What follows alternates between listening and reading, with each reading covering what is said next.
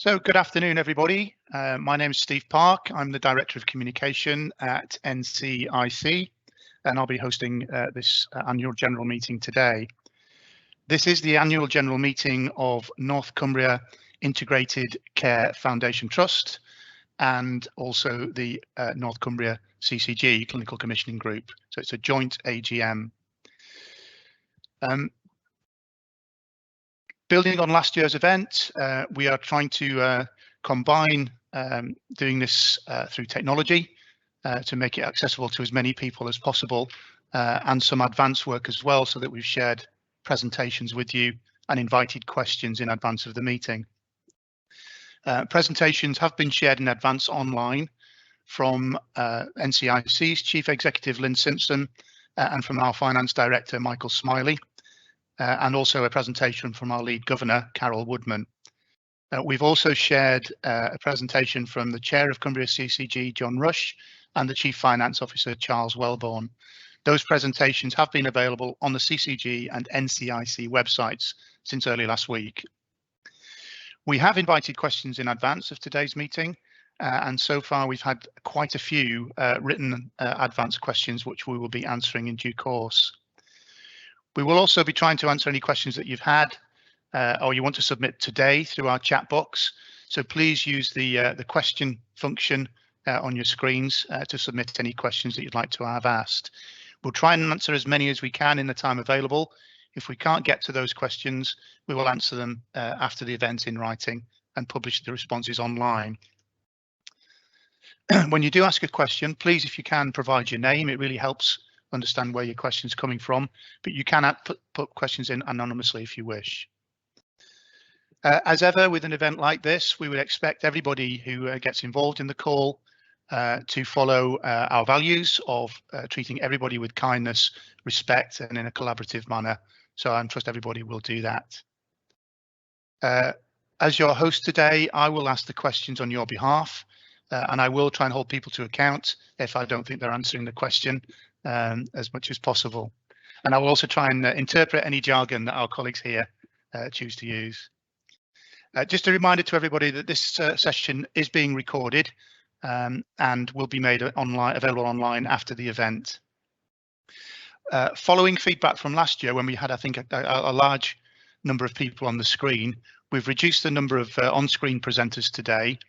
So the people that you see will be the people who are answering your questions, but we do have other people in the sidelines waiting in the wings to answer any of the more tricky questions that you might have. So I'm just going to introduce everybody who's involved in today's call, starting with Lynn Simpson. Lynn, can you give us a little wave? Who's Chief Executive of NCIC. We've also got Peter Scott, who is the Governor, sorry, I beg your pardon, the Chair of NCIC, and also Carol Woodman, who's our lead governor. Hi, Carol. And then from North Cumbria CCG, we have Mark Adams, who's the Accountable Officer. Hi, Mark. Peter Rooney, who's the Chief Operating Officer. Hello, Peter. And John Rush, who's the Chair of the CCG. Hello, John. So I'm going to start by asking Peter Scott, the Chair of NCIC, to say a few words of introduction. So, Peter, if I could hand over to you, please. Thank you, Steve, and welcome everyone to the annual members meeting of the Trust. And as Steve says, it's being held jointly with the annual general meeting of the Care Commissioning Group. It's an important date in the Trust's calendar, this, because it enables us to formally engage with the local communities that we serve. It obviously isn't the only way in which we engage, because that engagement is being carried out throughout the year in many different ways and many different locations and various different interested groups. But what it gives us is the opportunity to reach out to the different communities and take on board their views, and it enables you to actually contact us directly in this way in which we are now engaging. Governors and members play a really important part in that, because it's through them that the local voice of people can be brought into the Trust, and their concerns, comments, even compliments can be actually brought into contact with the Trust so that we are aware of their views, and proper discussion can take place around that. In fact, I would say that it's important that we have as wide a membership as possible. And anyone who's on the call, if you're not already a member of the Trust, I would encourage you to become a member. It's simple enough to do. Is simply go on the Trust website and follow the links from there. This year, I would say in introduction, it's been a particularly tough year for colleagues across the NHS and in North Cumbria and in the voluntary sector as well. I want to take the opportunity at the outset. You'll hear about the year obviously as part of this meeting, but I want to take the opportunity to thank everyone for their dedication, their outstanding compassion, and the care that they've provided for the people of North Cumbria during a very difficult time. So I'll pass you back to Steve and to carry on with the meeting there, Steve. Thank you. Thank you very much, Peter. Before we move into questions, I'm just going to invite Lynn and Mark as the accountable leaders for each organisation to very briefly give you some brief reflections on how the Trust and the CCG have coped with the last 18 months. So I'll kick that off by asking Lynn to give a brief overview. Thank you and good afternoon. So the first thing I'd like to acknowledge is the massive effort of staff when dealing in response to the COVID pandemic last year. You'll recall, I'm sure, from various press cuttings that at the peak, we did treat over 300 patients who were COVID positive. That was during the period of January to April. And I'm sure you're aware this was the highest rate outside of London. So that was a huge impact on staff working both in community, in the hospital services and dispersed across the wider community. I can't give any higher tribute than what I'm doing now to our colleagues who in those circumstances delivered absolute exceptional care, day in, day out, wearing the full PPE equipment, then having to go home, deal with the families, all of the anxieties that they held themselves. They conducted themselves extremely professionally and supported each other through that very difficult time. It was unfortunate there that we did lose a number of colleagues after becoming ill with COVID, and this had an impact on the individual families, the teams that they were working within, and the wider organisation as a whole. We did remember them, we paid tribute to them, and although it is only a small recognition, I hope it goes some way to acknowledging with their families that we did appreciate everything that they did for us. Inevitably, though, COVID impacted on our day-to-day work. So we normally see, an increase in patients attending A&E during the winter months. As that ceases and you go into spring and summer, you're normally able to pick up on those patients who require elective surgical treatments. And we're working hard now to get back up to speed and pick up on those patients who were deferred during that period of time. So we've done quite well so far, but we've got a long way to go still. We have halved the number of patients who had their operations deferred and have been waiting, upwards over a year. That number's coming down, but we've more to do, and we're going to make a concerted effort to manage that appropriately over the next few months. Bearing in mind, we will also be dealing with the normal winter surge. That impacts on what happens within A&E departments, and it also impacts on what happens in the wider social care market. So we have to respectfully deal with patients who turn up at the doors of A&E. We don't turn anyone away. It would be inappropriate to do so, but then that portion of those patients convert into inpatients and come into the wards and departments.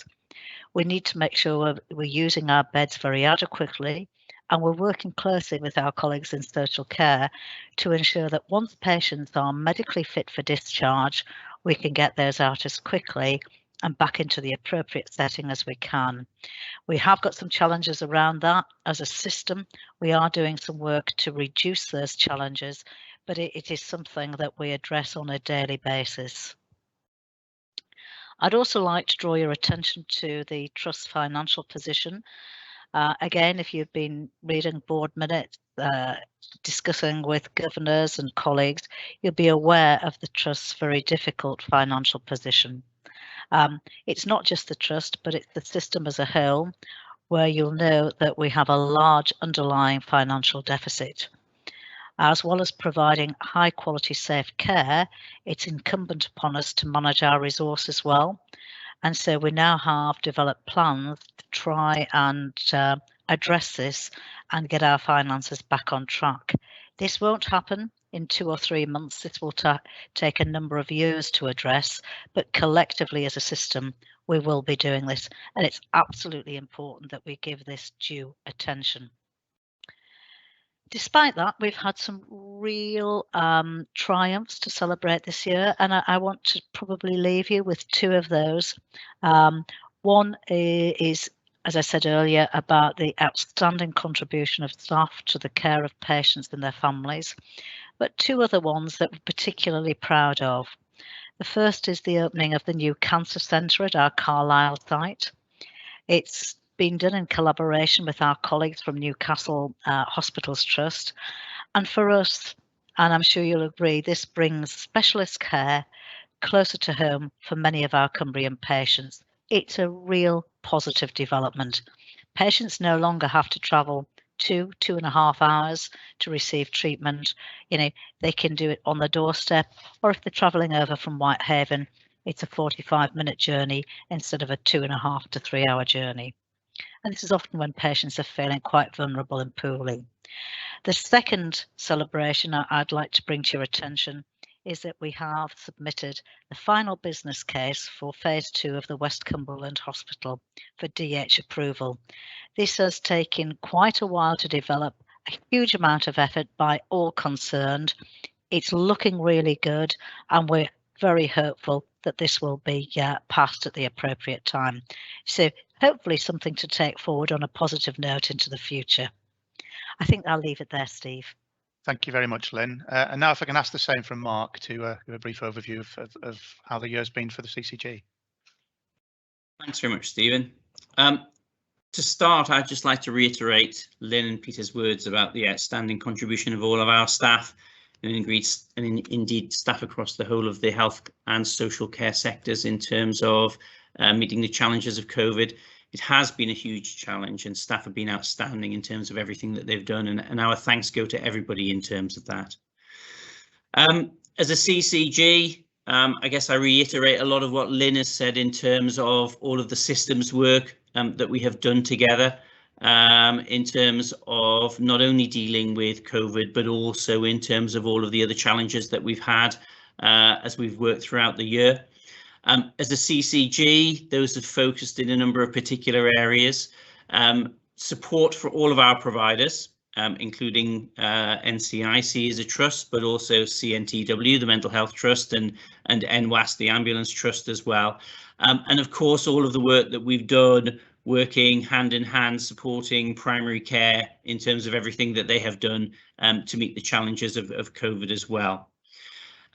Particularly in terms of practical things, running the hubs, the initial rollout of testing, our primary care red hubs, where we cared for patients with COVID, and also everything that we've done in terms of personal protection equipment hubs, and all of the challenges that we've met collectively in terms of making sure all of our frontline staff have had everything that they've needed to be able to deal with patients with COVID, and indeed everything else in terms of healthcare for our public patients. Behind the scenes, I guess it's all of the work that we've done collectively in terms of supporting and ensuring the elective recovery work that Lynn has talked about. And that has very much been a systems challenge and systems work between ourselves and local authority colleagues as well, to make sure that we are getting these patients seen as quickly and as effectively as we can as we go through the recovery process. It's also the case that the CCG lost a valued colleague, Chris Buckingham, who worked in our nursing and quality teams, was a highly valued member of our team in the CCG, our thoughts continue to be with Chris's family. His death had a huge impact on our quite small team, and we continue to remember Chris as we move forward. So in lots of ways, the CCG has had to change what it would normally be doing throughout the year to join with everybody else in terms of that systems effort, and to join with everybody else in terms of supporting one another to go through this process. And again, I would just like to finish by thanking once again everybody for everything that they have done. It has been an outstanding effort through the year as we've dealt with all of the challenges that have faced us. And I'll leave it there. Thank you, Stephen. Thank you very much, Mark. Just to say, we are having some scaffolders removing their scaffolding from outside our building today. So if you can hear any background noise, that's what it is. And just to say, if you're struggling to hear, you can put some subtitles onto your Teams meeting by clicking on the 3 dots at the top of your screen, and that will caption and subtitle what you're seeing today. So if that helps, that facility is there for you. So without further ado, we're going to move into the question and answer part of today's meeting. And to start us off, I'm going to ask Carol Woodman, who's lead governor for NCIC, to put a number of questions on behalf of the governors. So Carol, over to you for the first one. Thank you, Stephen. Just to start off, on behalf of the Governors' Council, I'd like to add our appreciation and thanks to all the marvellous staff and volunteers who've worked tirelessly during the challenges of the last few years. You're all amazing. Thank you. I've got a few questions. We've heard that COVID and continuing pressures are putting many healthcare professionals under considerable strain. Can the Trust please say what it is doing to help with the health and well-being of our staff? And is a flexible working policy part of the approach? Lynn, would you like to pick that one up? Thank you. So I'm pleased to say that the Trust itself took this issue very seriously right at the beginning, Carol, of the pandemic, and we worked tirelessly with staff to identify things that would possibly help them during this difficult time. Some of the things that we've put in place have included the additional wellbeing day that we gave to all permanent staff, our employee assistance programme, wellbeing conversations that we asked all managers to have with staff and staff to have with each other if they felt more comfortable to do that, specific workshops and webinars, psychological support, the occupational health support. So there's a range of things that have been offered to staff. It's interesting that we were actually acknowledged through a prestigious Better Health at Work Gold Award, which is not given out very frequently, but it's a sign externally that those measures that I've given you a flavour of are recognised as good practice measures. So, I think we certainly won't sit on our laurels, but we do think that we've put a lot of things in there to help.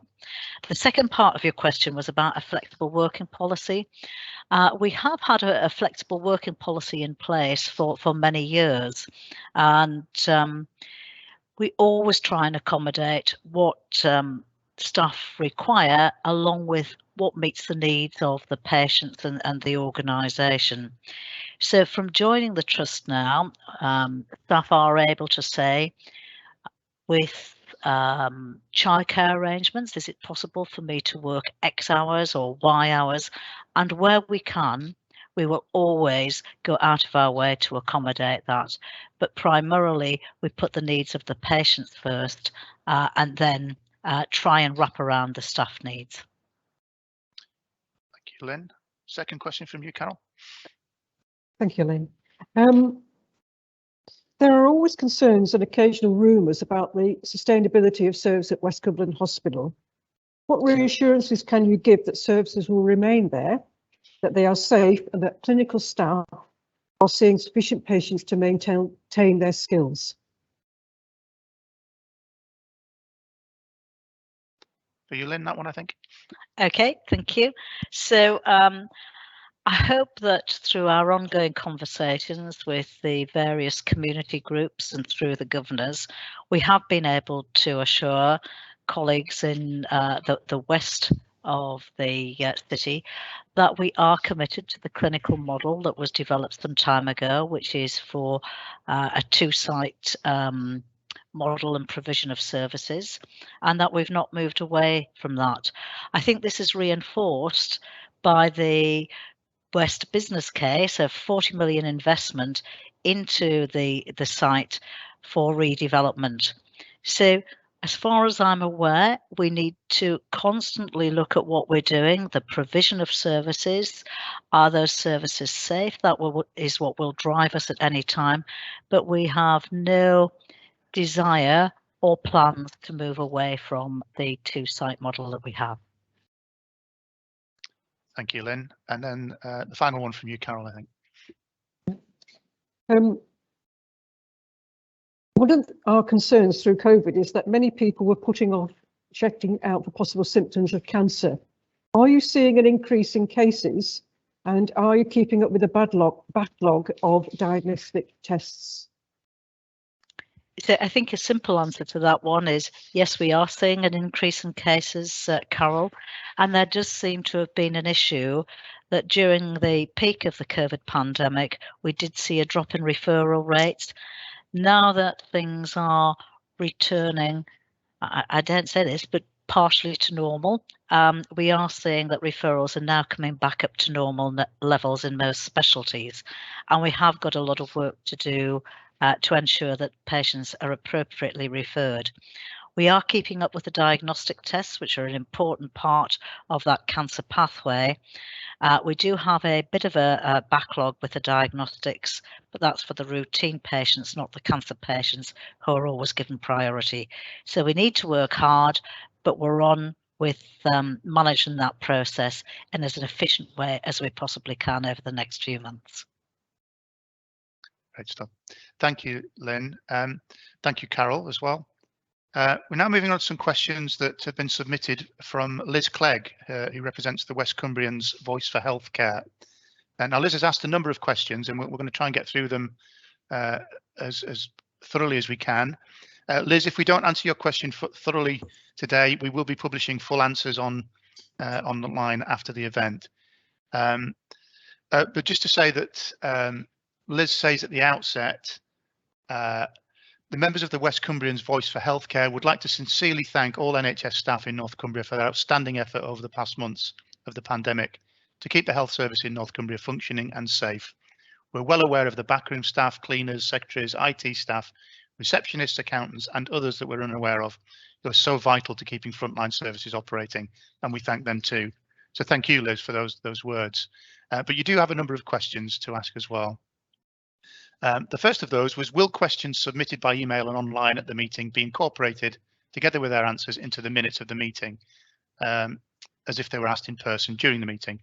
Just to say, we don't do minutes of these meetings, Liz, but we will of course be publishing all the questions we've had and the full answers to them as well, and they'll be available on the Trust website and the CIC website after this event. So just to reassure you that that's the case. The next question is about the NCIC contact centre, and you ask, you note that this has been a source of concern for patients, particularly in the west of the county, and you ask a number of questions about what's being done to look at that and whether it's going to be reviewed and what solutions might be possible for your concerns. So Lynn, I think that's one that you might want to pick up, I think, in terms of what's happening with the contact centre. Thank you, Steve, and thank you for that question, Liz, because for the past, I would say, 4 to 6 weeks, we've become increasingly aware of some of the growing concerns around the contact centre. So we aim to review that whole service across the Trust, and then once we've got the outcomes from that review, to share that with you. The sort of things that we're going to be looking at is to understand how the contact centre is operating currently, seek to understand its interfaces with some of our clinical services and patients and where there's a breakdown in some of those, develop a view on future-proofing the contact centre, what we would need to put in place to respond to patients' needs in the future. So we're aiming for this review to be complete by the end of November, and we've included the issues that you've kindly raised with us as part of that review. Once that's complete, we will put together all of the findings and very happily share that with colleagues. Thank you, Lynn. The next question is about the new stroke service. So I'll break this one down into parts, Lynn, if you don't mind answering the various parts of Liz's question. So how is the new stroke service performing? Okay, so I would like to say to you and assure you that in our view, the new stroke service is performing extremely well. But we've had this validated through the Sentinel Stroke National Audit Programme, so an external agency that looks at a range of indicators determining how it performs when compared with other stroke units. And the data taken from that audit shows that we do perform very well, and we continue to keep the bar high and deliver that service as it is. So that gives us a range of areas that we can look at, from admission to arrival time, improvements around the thrombolysis treatment, etc. But overall, it is performing very well.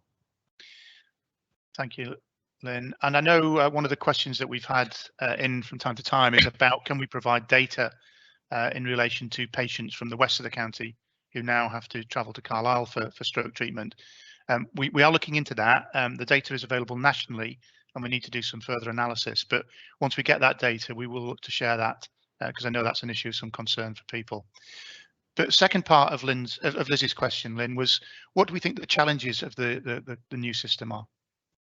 Okay, so as with any new system, there are always challenges, and those challenges can be converted to opportunities. And I'm keen to do that because I wouldn't want to lose the positive nature of that service. But the things that we constantly look at are recruitment to key positions, both nursing and medical staff. That's across the board generally, but in this service, it's reflective of the national picture. The maintaining a flow out of the hyperacute stroke unit to rehab wards due to the demand of beds. If we don't keep that flow going well, we'll end up with too few beds to deal with the patients who need to come in. There are some issues we need to tease out around our pre-hospital assessment, minor issues, but I think would just improve things for the patients themselves. And then there's an issue around the early supported stroke discharge provision across some areas. So this is not across the whole of the service, but just in some part. So I would say those are the 4 key areas where we need to constantly look at those and improve them over a period of time. Thank you. And Liz asked us to finish on a positive in relation to this question. What's been the successes, Lynn? Oh, this is always nice to discuss. So I think we've had a number of successes with this service. We've seen improved quality of care as advised by the patients and the relatives. We are now providing a 7-day service for hyperacute stroke. So, it doesn't matter when you arrive with that condition, you are dealt with there and then. We have same care on arrival in hospital for all North Cumbrian patients, so there's not a differentiation in the care that you receive. We've maintained and improved the thrombolysis rate, which is a key element of treatment for stroke patients. We've just recently appointed a nurse consultant. That is always a positive addition to the service. We're doing some international nurse recruitment to keep those numbers up, and that addresses one of the challenges I spoke about earlier. So we've got international recruitment underway of staff who are keen to come and work on that unit and that ward.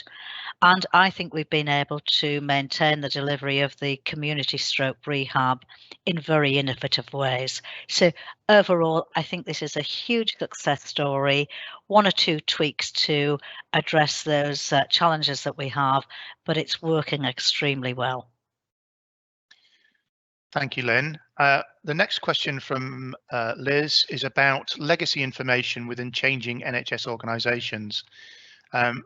We've got lots of information available online in relation to previous organisations, but Liz's question is about where will information be available in the future when we move to new approaches, How will information continue to be available from things that have happened in the past? Peter, I think that might be one for you. Thank you, Steve, and thanks, Liz, for the question.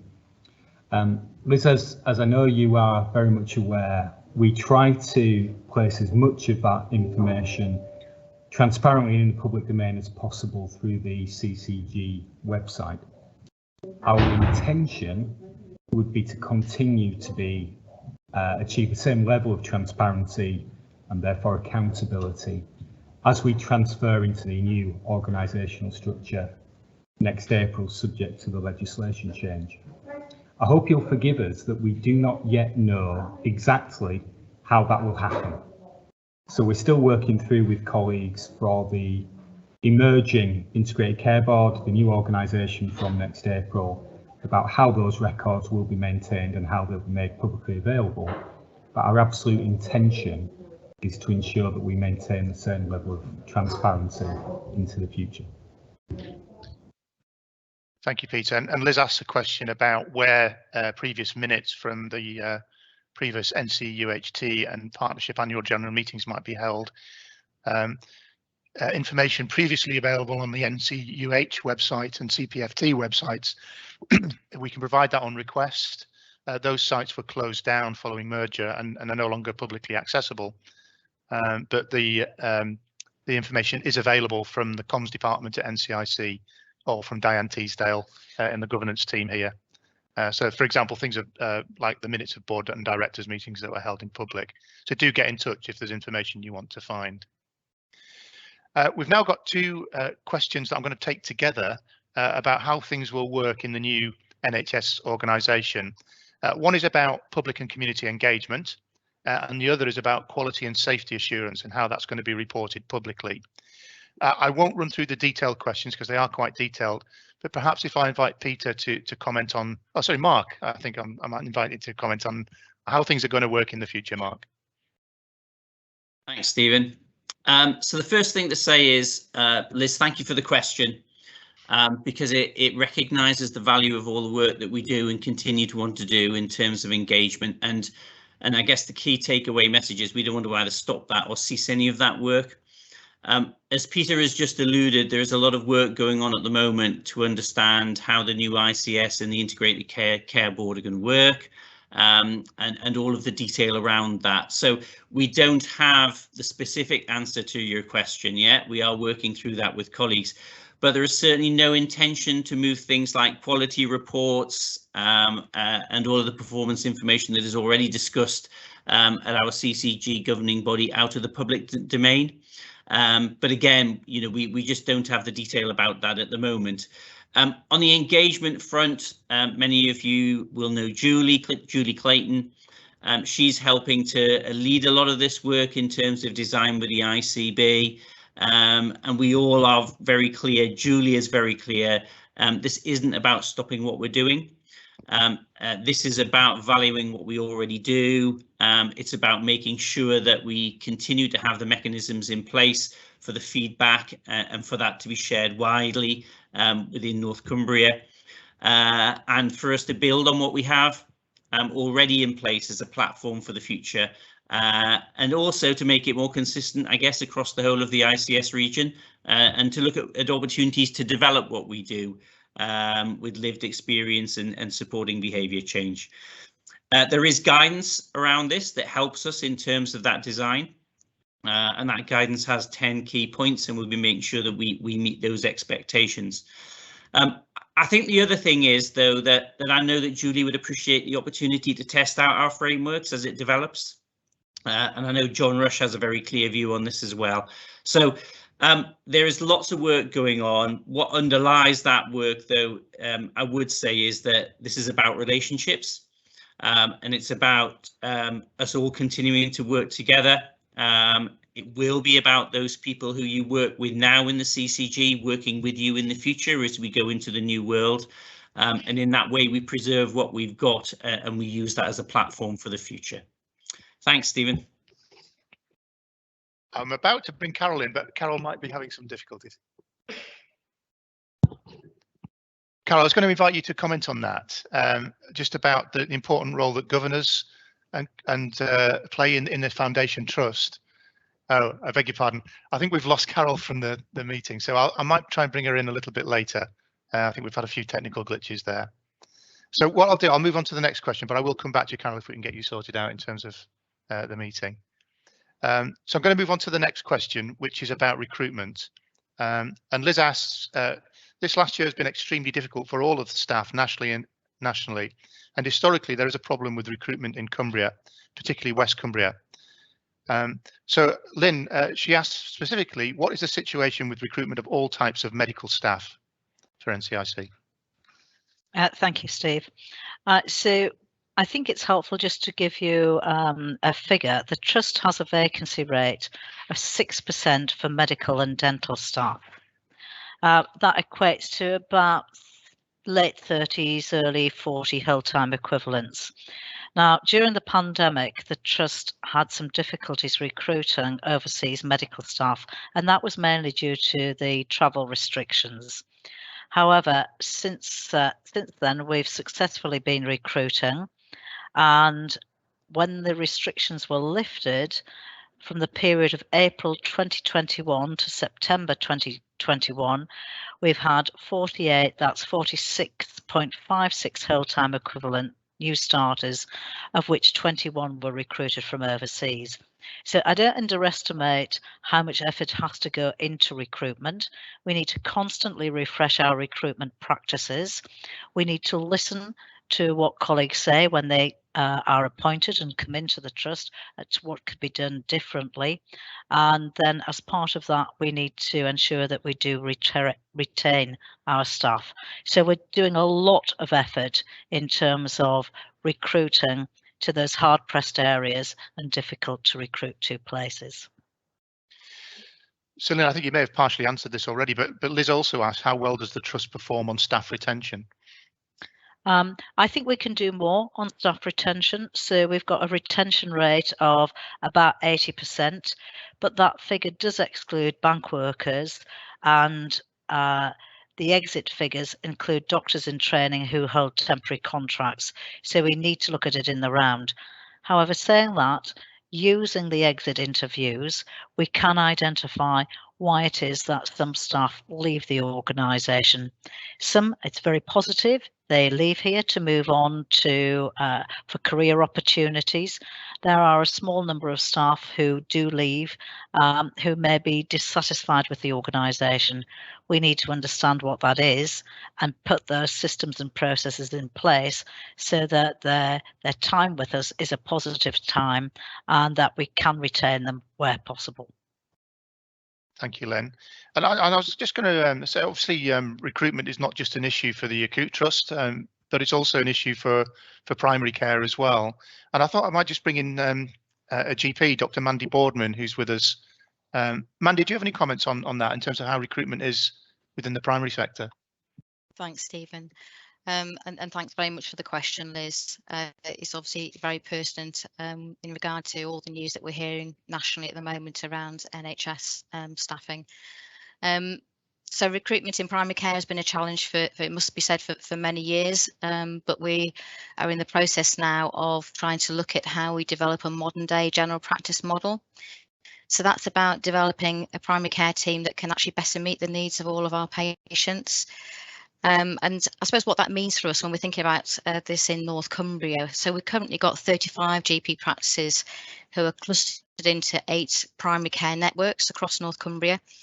And each of those primary care networks is now looking at how they can develop a multidisciplinary team that can better meet the needs of their patients. So examples of that might be employing pharmacists to work alongside the GPs and the nurses, physios, social prescribers, and we're also starting to explore mental health nurses coming into that primary care team. But obviously GP practices are the essential role is having GPs and practice nurses with the right skills, and they play an essential role in patient care. So another thing that's happened recently is Dr. Amit Park, one of our GPs from North Cumbria, has recently attended a recruitment fair in Dublin, and he's been sharing information about our GP fellowship programme here in North Cumbria, which provides a wraparound support for newly qualified GPs. as we all know, Cumbria offers a range of rural and urban experience which will hopefully attract more GPs to come and live and work in Cumbria. And Liz, you asked in your question about how you as a community, or how we as a community can actually help with recruitment and retention. And my answer to that would be that as a community, we all have a responsibility to make these new clinical colleagues and their families welcome and feel supported, so that they come and stay in North Cumbria. Thank you. Thank you very much, Mandy. Before I go on to the next question, I'm just going to come back to Carol, because Carol was unfortunately locked out of the meeting very briefly. But just to comment on that point about community engagement, Carol, the important role that governors play in linking the trust with the community, and indeed our members as well. Yeah, thank you, Steve. You must remember that the governors are elected by localities to represent the members, and that will still carry on in the new ICS system. So our strategy duties will still be the same, and localities, that is our Copeland, Allerdale, Eden and Carlisle, will still be the basis of how we will engage with our members and our community. There is some addendums going to be added to it. We are going to be we have to take into account the wider system going forward. But I think a lot of what we already have developed here as far as engagement concerns will continue. Thank you. Thank you very much, Carol. And I should say Carol is Carol Woodman, not Cara Martin, as she might appear on the screen. She's borrowed Cara's laptop. That's why the name looks different. And just to make a point, I think one of the, well, sorry, John, I'll bring you in. You want to raise another point there? Well, it's just in connection with the engagement, actually, Stephen, and then building in what Carol said there as well, is that I think there's a number of things as we go through this change, which can appear quite daunting if you don't know a lot about it from the public's point of view. And obviously through the various forums that we attend as NHS members and leaders, I have, on behalf of ourselves as a partnership, been and explained to people, and to either the West and East Cumbria Forum, or I'm very willing to go to any forum really and explain where we're up to in terms of that kind of layperson's language, to say this is what it means, don't be worried about this, but this is the change that's going to happen. And I know in terms of the Voices group, which Liz represents, very happy to go there as well and give them up-to-date presentation. Take about 20 minutes and try and pull out the key points. I mean, if I went through every single thing that was in the guidance, of which there are 10, 12 plus, would be there all night, but trying to make it very specific around working with communities, working with third sector organisations and working at place. And I think it will probably take away some maybe of the anxiety or fear of the unknown for people, because for people locally, and I stress this, people locally, there will not be much change at all in terms of your accessibility to your GP, your hospital, the people that you're working with. And again, from those people within the CCG, you know, they will continue to be the same people there where you'll have that connection with. So I say that because I think it's important just to not over worry, I think, from a public's perspective about what's going to happen. That's great. That's really helpful. Thank you, John. And just to say that we are getting a number of questions in the chat now, and please do put your questions in and we'll try and get to them when we can. But one of the questions was, how have governors been held to account by the public? And just to repeat what Carol said, our governors are elected by people in the locality. So that is how they're held to account. They are elected representatives. I'll move on to the next question from Liz, which is about long-term conditions. And Liz asks, Lynn, what are the plans for making sure that patients with long-term conditions get the regular, consistent care and support that they need to prevent them from needing expensive treatment or an acute crisis or life-changing treatment? Thanks for that question, Liz. I would say that, as we have always done, we will continue to provide community nursing support, therapy support, specialist advice, etc., to those patients as close to home as possible.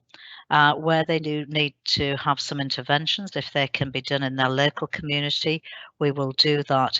And we work very much in partnership, because the NCIC is an integrated trust. So the flow of patients should be home into if they do need to come into hospital, the acute care taken, and then back into community and home. So we very much rely on our community nursing teams and specialist therapy teams to provide that support to them.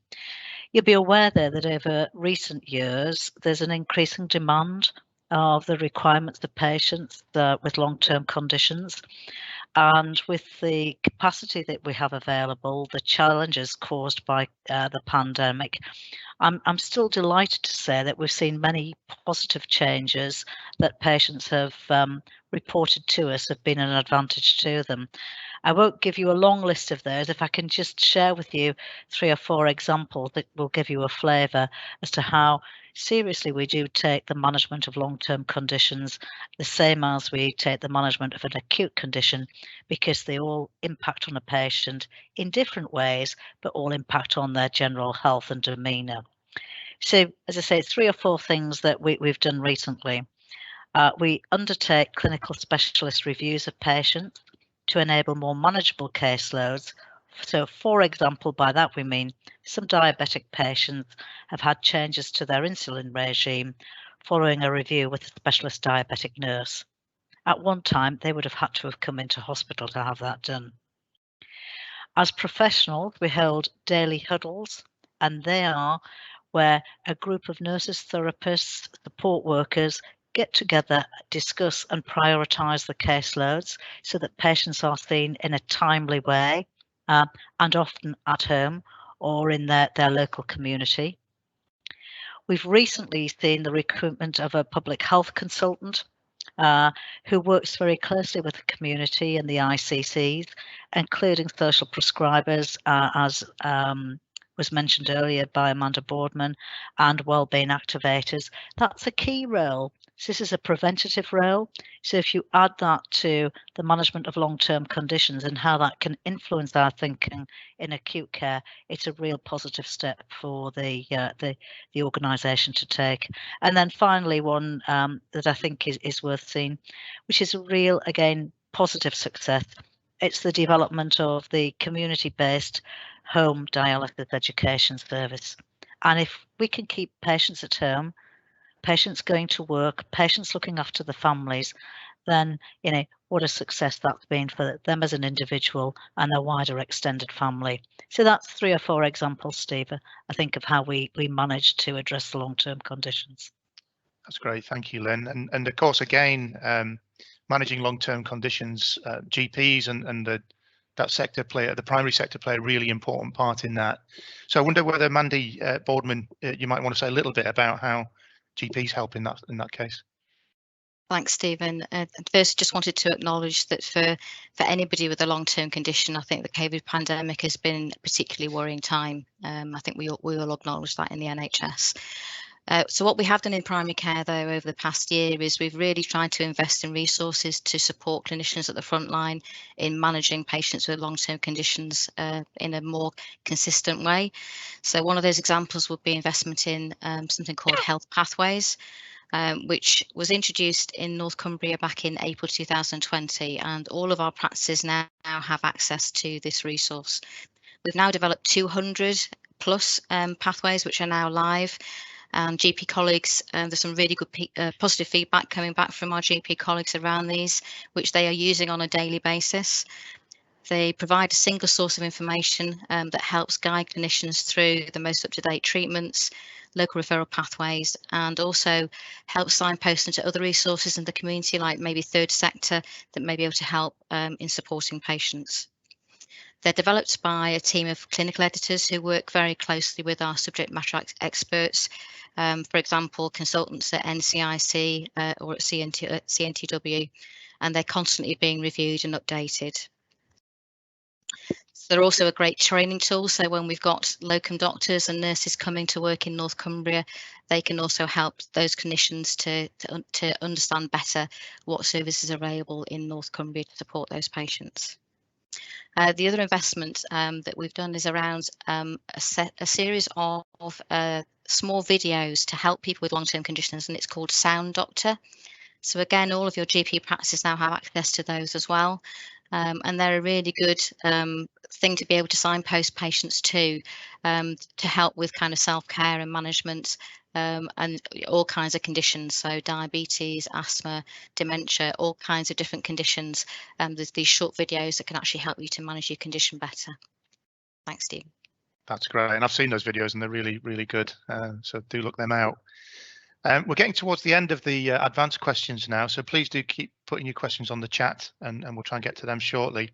But the next question I have is from Les Blacklock, who asks about, it's over 2 years since CCG, along with the then leaders of CPFT, agreed the transfer of mental health services in the North East and West Cumbria to NTW, Northumberland, Tyne and Wear.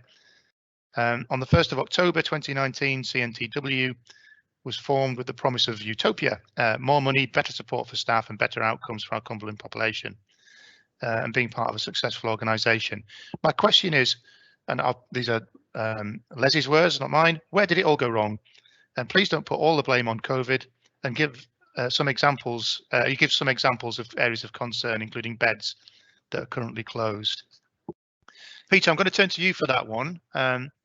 It's a tricky one, but are you able to give any information about mental health services and how they're currently operating? Thank you, Steve. Les, thank you for the question. I know you and I have had the opportunity to discuss this issue many times in the last couple of years.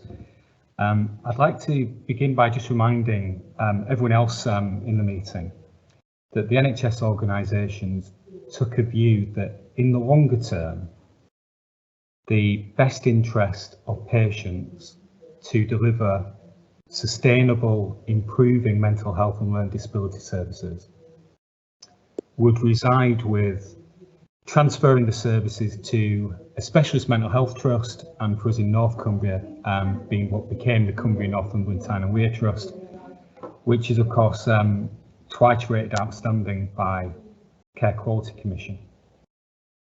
We didn't expect that everything would magically be better. Les, I really hope we didn't promise utopia, but we did, in our judgment, think that there would be opportunity for long-term improvement and sustainability. And I think that there's been very strong evidence of that over the last 2 years. So, for example, significant improvement in the access to child and adolescent mental health services, investment in the eating disorder service, for the NCIC colleagues, some real stark improvement in how psychiatric liaison is delivered to support our hospital and A&E colleagues. Some real innovations, for example, the work around delivering street triage in partnership with colleagues in Cumbria Constabulary, which has really reduced the number of people subject to Section 136 of the Mental Health Act, and so on.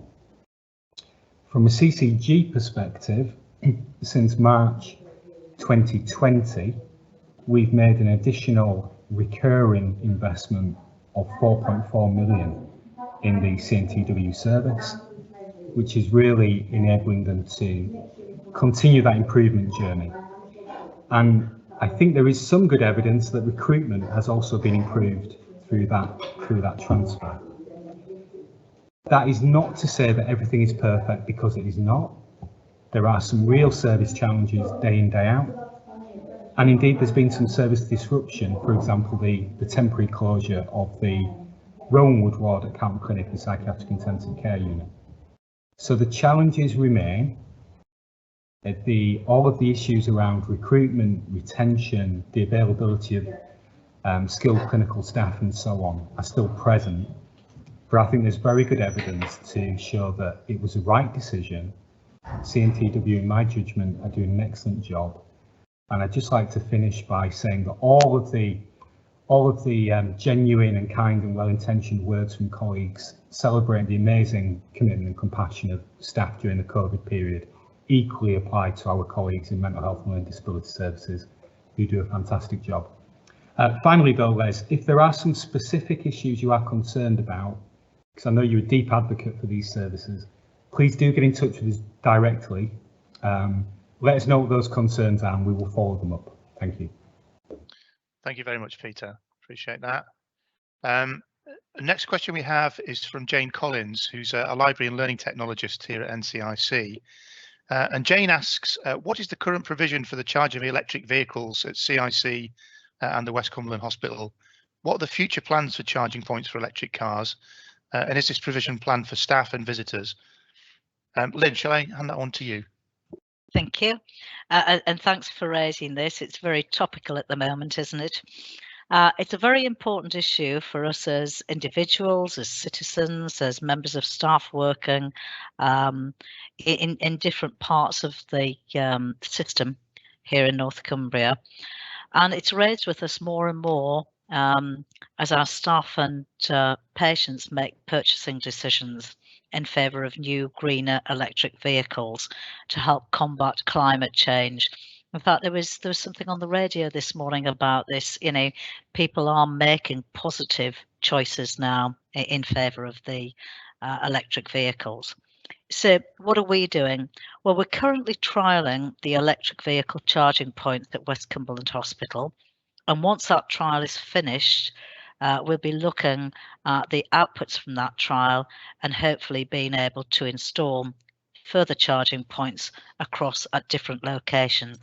So please bear with us and watch this space. We will share with you as soon as that's finished, and we will let you know what the next steps will be.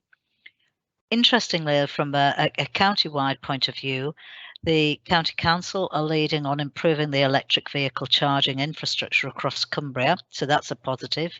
And they gave us an update of their plans for community charging points earlier in the year. And you'll find more information about that on the Council's website. So overall, I think it's a positive picture. We do need to take into account individual responses to the trial that we're doing, but I anticipate we'll be rolling out more charging points in the next 12 months. Thank you, Steve. That's great. Thank you, Lynn. We're nearing the end now of our advanced questions. I just have one or two that have come in quite late from one of our governors, William Miskelly. And William, I'll answer these as quickly as I can. William asks, will NCIC remain a foundation trust after the new ICS comes into force in April? Unless any of my colleagues flag otherwise, yes, the status of the NCIC will remain unchanged. Is the trust still going to be held to account by the Governor's Council? Yes, no changes to the foundation trust governance arrangements are planned. And then finally, can you clarify if the ICS is intended to be the new commissioning body for the region and the NCIC will be responsible for its own affairs? My understanding is that the ICS will be a statutory body with commissioning responsibilities, and details of localised place-based arrangements are still emerging. NCI's sovereignty will remain unchanged in relation to that. Are my colleagues in agreement with those answers? Getting nods, that's reassuring. Thank you very much. So we will now move on to the comments and questions that you've been putting into the chat box, and we'll rattle through these as quickly as we can. Thank you very much to Liz, who asked those questions earlier, came back to us and thanked us for the detailed answers that have been given. So thank you, Liz, for that feedback. First bit of feedback from an anonymous questioner. It says, I would like to say how much I appreciated the staff who treated me at the Cumberland Infirmary in September. They were great, very caring and professional. That's really lovely to hear from you. Thank you very much for that. Anne says, I have a friend who's been receiving treatment at the new cancer centre. It's a lovely building and less stressful for her to be able to get a treatment in Carlisle. Fantastic to get that feedback as well, Anne, so thank you. The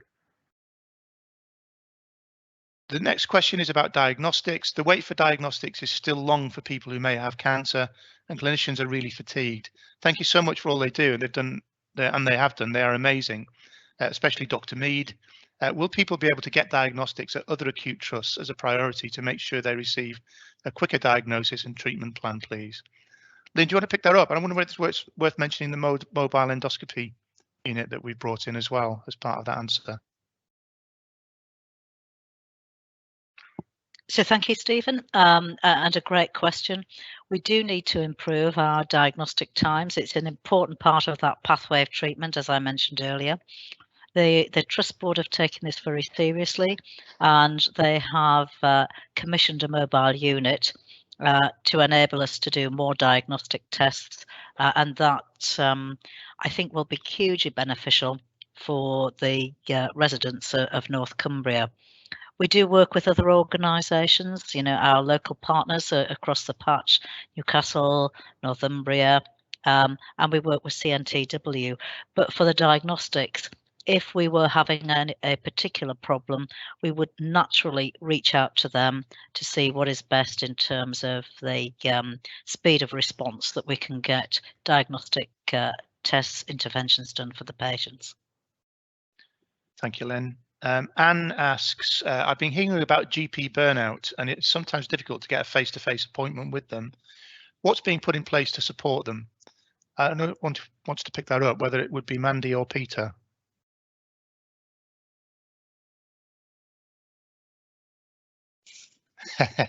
I'll try. I'll give it a try, Stephen. I think I'm certainly very conscious as a health wellbeing guardian at the CCG about the pressure that's put on GP colleagues at the front line, and we do actually have a working group across the system looking at health and wellbeing. So those questions are being picked up and potential solutions being discussed on a regular basis, and making sure that primary care is at the forefront of those conversations.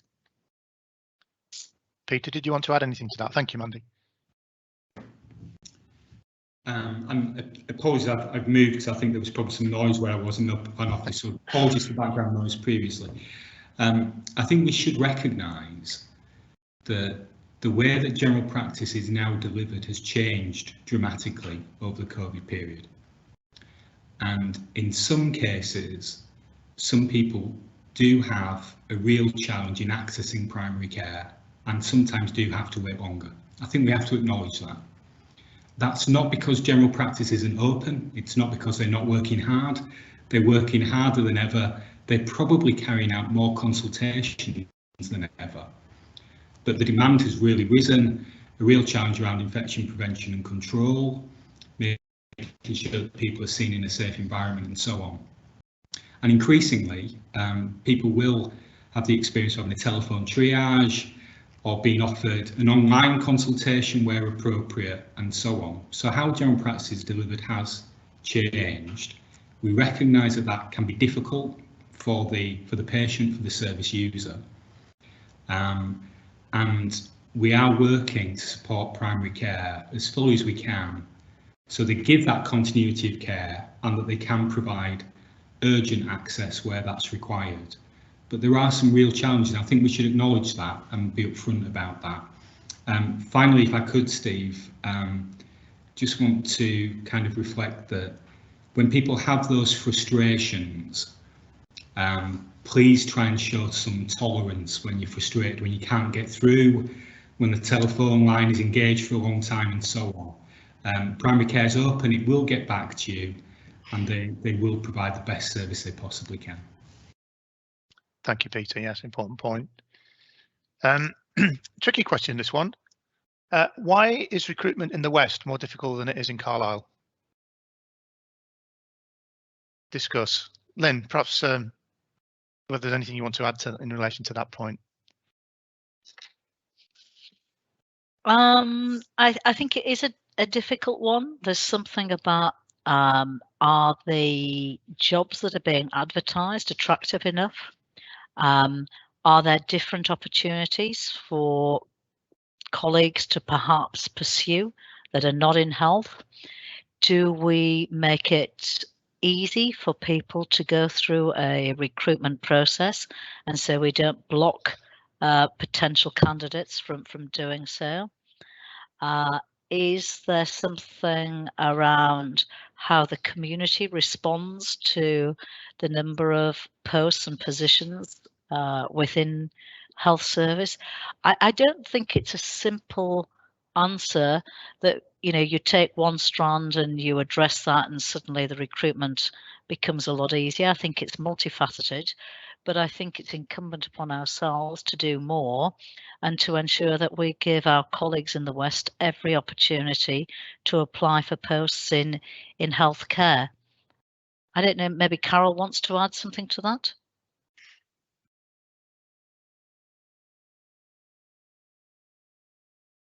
Do you want to add something, Carol? Sorry.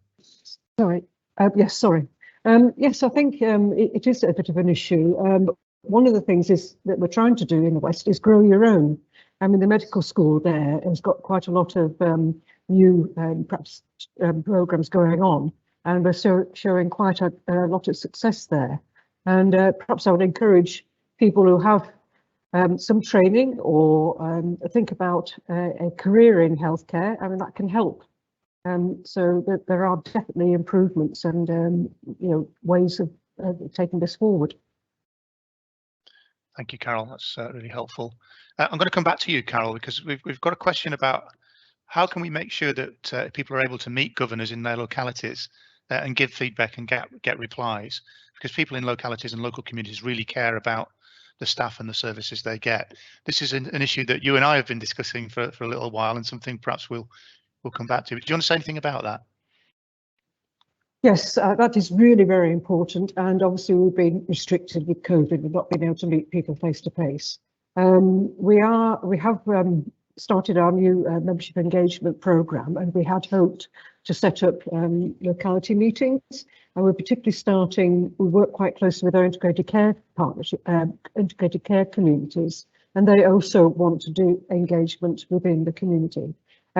I do meet people. I do the farmers market, for example. I have met people and had a stand and passed out information. So we do all want to go out into our communities again, and there are various places that we can do that. And I think once COVID, settles down a bit, we'll have a bit of a programme where we will start doing that again. Great stuff. Thank you, Carol. Next question is about continuity of care. Continuity of care is vital for long-term conditions. How could that be improved? Lynn, is that one for you, perhaps? I'm happy to take a first response with that one. So Mandy shared with us earlier about the health pathway work that we're doing.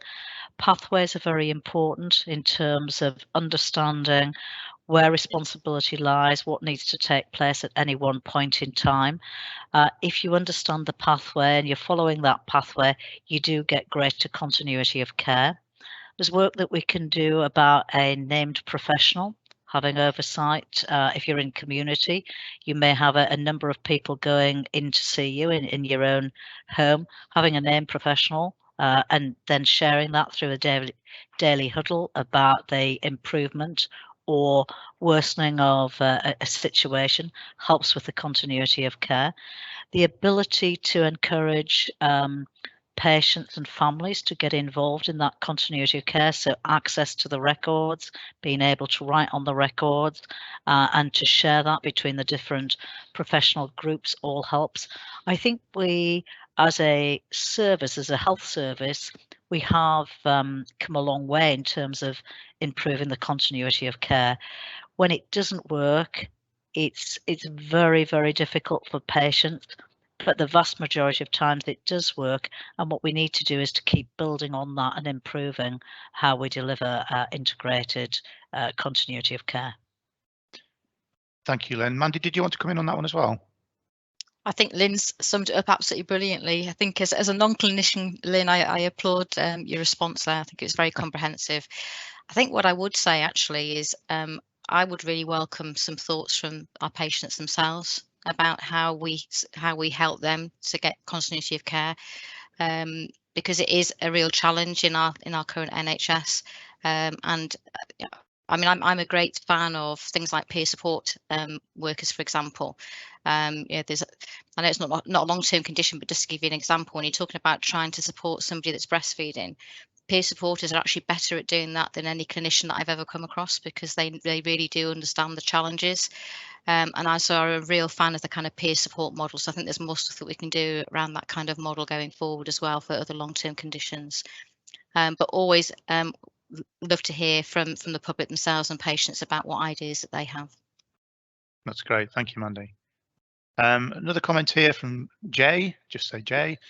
Many thanks to the organisation and staff for providing mindfulness, compassionate-based living and yoga throughout the pandemic via Zoom. This really makes a huge difference to staff and helps cope better with work and home life. That's a really nice comment. Question, sorry to come back to you, Mandy, or perhaps Peter, but can a GP from a different practice with special interest in a particular long-term condition be approached for treatment? I suppose this is one of the conversations that's coming up more and more now as the primary care networks are developing now. So practices aren't kind of working just on their own anymore. They're working as a cluster of GP practices. So quite often, if there's maybe a more complex case being discussed, then they can all talk together about how they might manage that case, and there may well be somebody within that primary care network that actually has a special interest that would be more appropriate to support that patient. So I think that's the beauty of having a model where we can incorporate more specialists into that primary care team going forward. Thank you, Mandy. In a similar vein, if a patient has had a long wait for an inpatient procedure, can they ask to be transferred to another hospital if it would mean a shorter wait? Lynn, I think that's probably one for us, isn't it? Thanks, Steve. Patient's choice is really important, and working closely with GPs, we do try and provide the latest information about the length of waiting lists, etc. And patient can then determine on their condition which consultant they'd like to be referred to. Once they're referred in, it's not impossible, but it's slightly more difficult to then say, I'd like to change, because there's some paperwork, etc. attached to that, but you can change. But the best time to do it is in your discussion with the GP. You go away, reflect on it, you contact NHS Choices, and you can make that decision about where to go based on length of wait. There's lots of other things to take into account there about the specialism of the consultant, the consultant outcomes, which I would want to reflect on, as well as just the length of wait. That's great. Thank you, Lynn. Sorry to keep coming back to you, Lynn, but this one I think is again for NCIC. Staff say that wellbeing conversations are not happening. How are we monitoring these and any actions that are taken? It's disappointing to hear that that's not happening.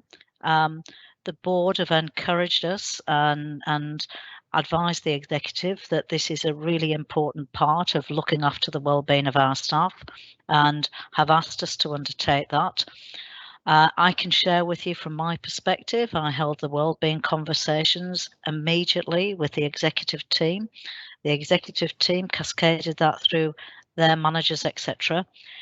There must be some reason why this is not happening. We need to understand that and then to work with the particular groups to find out, is it about the time that's made available? Is it that some people find it difficult to have those conversations? We do collect not the information around the wellbeing conversation, but about the number of conversations that happen. We'll need to look at that data. But again, if the person who's raised it can give us any further information, I'll happily follow that through, because it is a key part of looking after each other. Okay, thank you, Lynn. We're going to keep going through these questions. We have about 10 minutes left for questions before we need to wrap up, but we'll keep going. Lynn, again, this one's for you, I'm afraid. Having two hospitals must make it difficult to achieve efficiencies of a single large one. Over to you, Lynn. Yes, it does, because we've got two hospitals that provide the same range of services, and to do that you have to run two medical rotas, two nursing rotas, etc. So you can't get the efficiencies of scale that you would get if it was one large hospital and all services were delivered from one site. But in many ways, that's the clinical model we've agreed collectively as a system that we want to operate. So we have to look within that for improvement in productivity, so perhaps doing more procedures than we currently are, rather than stripping out costs through efficiency gains. There will be, and sometimes this is quite unpalatable for people to hear, there will be opportunities to make savings, but we have to look at those. And the first thing that drives us is, are we putting safety and quality at the heart of that conversation? What's the quality impact assessment before you take any efficiencies out?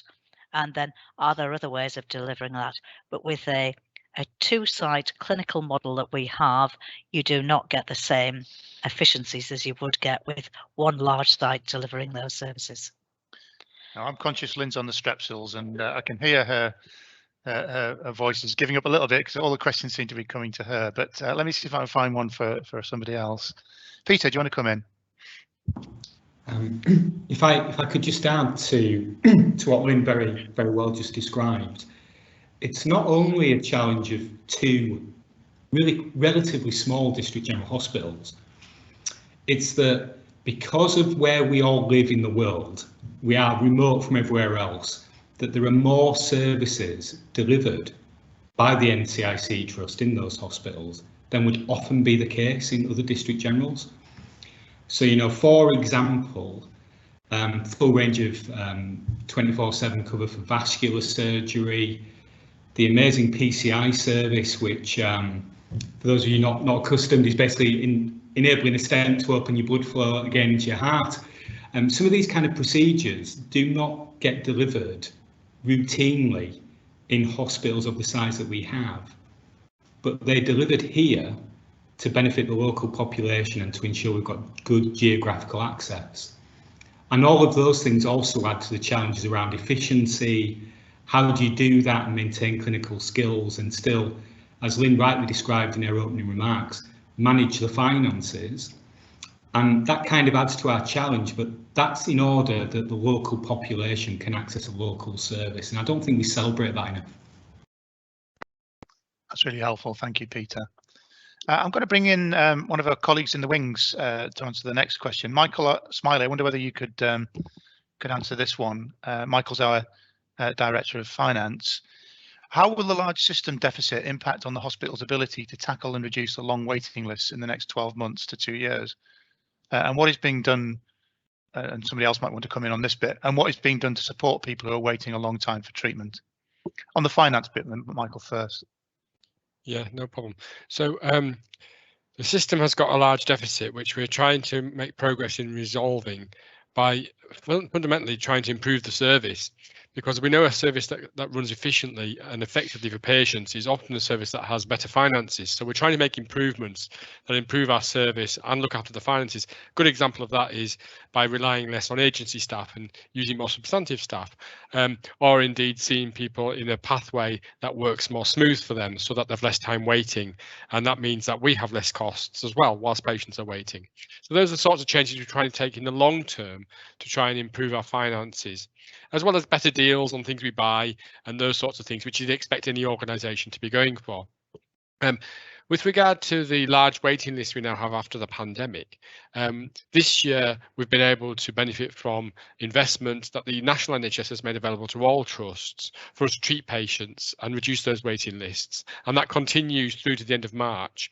We don't know yet what the national regime will include for the future in terms of similar schemes, but I expect there will be similar types of schemes where the nation is supported to treat patients into the future.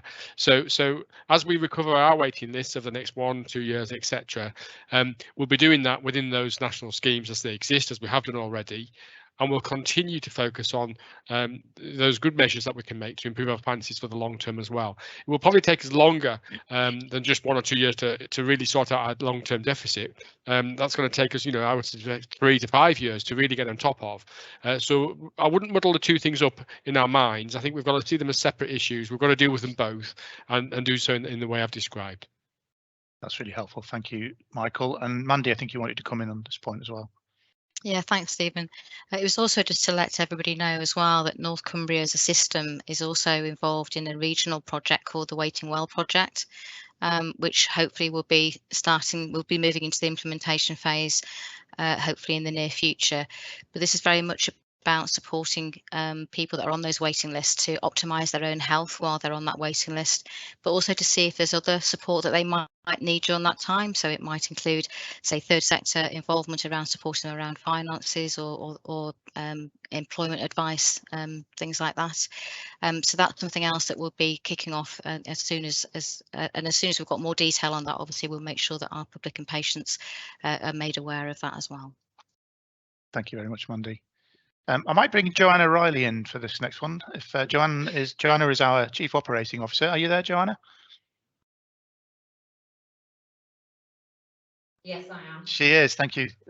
This next one, Joanna, is about wheelchairs in CIC or lack of them, and the need for locators so the volunteers can find them. There are a lot of patients who are arriving who need them to access appointments in the hospital. Is that anything you can advise on? So first time it's been brought to my attention, but now that it has, we can actually sort that out and get some wheelchairs in the atrium and at various places where patients actually come into the hospital on both sites and in some of our community hospitals. So I don't think that'll be a problem. Do that immediately. That's a really helpful comment, and thanks for feeding that back. And hopefully now we can do something about it. And then the last one, I think, Lynn, I will come back to you for this one. It is becoming concerning to hear the experiences from staff's own mouths of the bullying culture in the organisation. In the past, this has been denied that a bullying culture exists. When will staff be listened to and actions taken against the bullies? Okay, thank you. It's quite timely that you say that, Steve, because just before this meeting, I met with our Freedom to Speak Up guardian, Amanda Sutton, who's been doing a lot of work getting out and about across the organisation. And I asked her what the general themes of staff concerns were.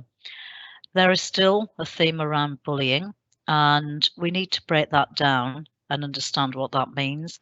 It means very different things to very different people. But despite that, if anybody feels that they can't raise an issue, that they feel intimidated at work, that they feel unable to undertake their normal work routine, then whatever we want to call it, we need to address that and ensure that they feel safe and able to go about their normal duties. There is something that we need to differentiate, I think, between a normal management conversation and a situation where there is bullying taking place. And I think we've struggled with that in the past, Stephen, but with Amanda's help, we are beginning to differentiate those issues. And then once you've differentiated, you can address them. So I'd like to say to you, there is no bullying in the organisation, but that wouldn't be a true reflection of where we are. I think there is a small proportion. It's in certain areas with certain groups, but it is very real for them. And, you know, we won't tolerate bullying in any way. So we will continue to address that till we get to a point where people do feel safe, they can speak out, and we don't see this behaviour being displayed in any part of the organisation. That's great. Thank you very much, Lynn. We're now heading towards 4 o'clock, and I'm really sorry to draw things to a close. I hope we've answered as many questions as we possibly could in the time available. So thank you to everybody who submitted a question, and thanks to colleagues on the panel who've answered them so thoroughly. I hope you don't feel we've ducked any issues. We've tried to take everything and deal with them as frankly as we possibly can. Just to remind you that the NHS, our NHS leaders have recorded their updates about the finances and organisation performance, the successes and challenges that we've experienced in 2021. And these videos are available on the website. So before we close, though, I just wanted to take a little time for Mark and Lynn to reflect on the year ahead and what their priorities will be in the year to come. So perhaps, Mark, if I start with you, I'll just switch the order to give Lynn a break because she's had to pick up a lot of the questions. Mark, would you like to reflect on that? What's happening from the CCG perspective in the year ahead? So I think picking up on what I was talking earlier on in the discussion, we continue on with all of our work, particularly in terms of things like vaccination, but also as the conversation has played out, everything that we need to do to continue to support all the providers, not least primary care, in terms of how we support our patients and the public through the continuing challenging times. And part and parcel of that is about winter as we approach that. Part and parcel is about continuing our challenges of COVID and getting into the new year. It's also about how we support all of our staff in terms of everything that they're doing and continue to do. It is very challenging for everybody in the health and the social care arena. And we continue to do everything that we can to support our staff to provide those services and that care for our public and patients. We also look to the future for next year. And we have the CCGs who are coming to a close, and the commissioning responsibilities being taken on board by the new integrated care system and the integrated care board, the integrated care partnership, etc. So we continue to work through that as well with colleagues across the whole of the ICS to make sure that we transition into next year losing as little momentum in terms of all the work that we are currently doing, and we continue to pick up on all of our responsibilities, not least in terms of everything that we've been asked about, questions about engagement, etc. So those are the big challenges for us, and those are the things that we'll continue to work on throughout the rest of this year and into next. That's great. Thank you very much, Mark. And then Lynn, over to you. What does the year ahead look like for NCIC? Thank you.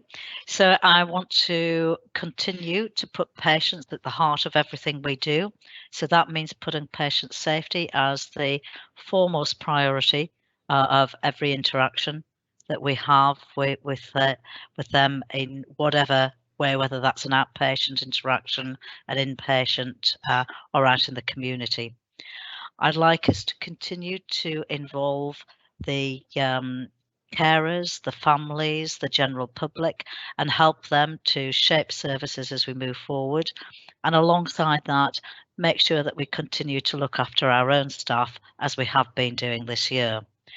On a more operational front, I want to see us do well around our elective recovery. So that means getting all of the patients who have been waiting for some time for their operation back into hospital and doing well, and manage our money well. You know, as I say, patients are at the heart of what we do. Good quality care, patient safety, front, middle, and at the back of everything we do. But managing our money well has got to wrap around that. So it's nothing new from last year. It's the same approach that we want to take, but always driven by the patient's needs. That's great. Thank you very much, Lynn. So that's drawing us towards a close for today's event. Before we finish, I'm just going to invite John Rush to say a few words of conclusion for us. Over to you, John. Thank you, Stephen. And just a couple of things, really, I suppose. One is just what we've experienced today is potentially a join up of two organisations within the NHS through this process, and that's one of the ways of making the NHS more accessible. I think for people in our community, it is really difficult to understand how the NHS works. We've used so many different acronyms today: CNCW, CIC, all sorts of stuff we've used. But the point is, it is a complex national organisation made up of many different parts. But I think today is an attempt to make it more accessible and more easy to understand. But I suppose there's one thing about the connectivity of health services for us in North Cumbria, and of course within the wider North East as well. We touched on some of those things earlier when Lynn was talking about the cancer centre and how valuable that's been in terms of a different provider helping us out and supporting services in our community. So there's lots of different organisations there, and I'll come on in a minute to how people can maybe get more information as well. But one of the things I wanted to say as well was echoing a point I made earlier, is yes, structures are changing, but some of the key things is it will change, but people will still see the same people locally. The hospitals are still going to be there. The GPs are still going to be there. It mainly, at this moment in time, primarily affects, in terms of structures, the change for the CCG becoming a bigger organisation through the Integrated Care Board for the North East and North Cumbria. But there still will be local people delivering those local services as well in the connection. So yes, it's important that within our communities that we explain to people what's going on and articulate that, but at the same time as well, I want to put on that rider to say, don't panic. Everything will be fine, and we'll work our way through it. Just a couple of other things, really. I suppose it's about that interaction between our communities and the NHS, where we can mutually help each other.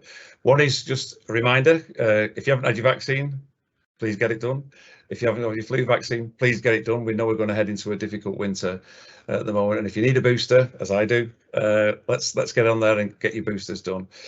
So Peter talked earlier on, Peter Scott, chair of the trust, around signing up to be a member. I know that Carol is very much an advocate of all of that, because that's a structure that they've got in place to try and support our communities.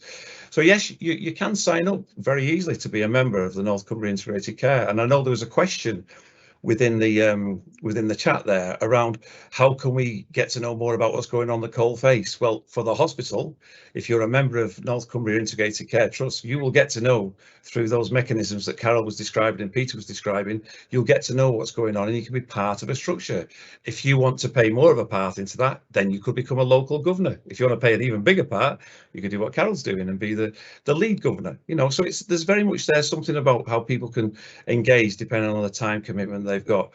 But as we've always said, is in terms of the NHS, other foundation trusts are available. So you could become a member of the Mental Health Trust, which obviously for us is Cumbria, Northumbria, Tyne. Same process, become a member if you're interested in mental health and the services that we provide here.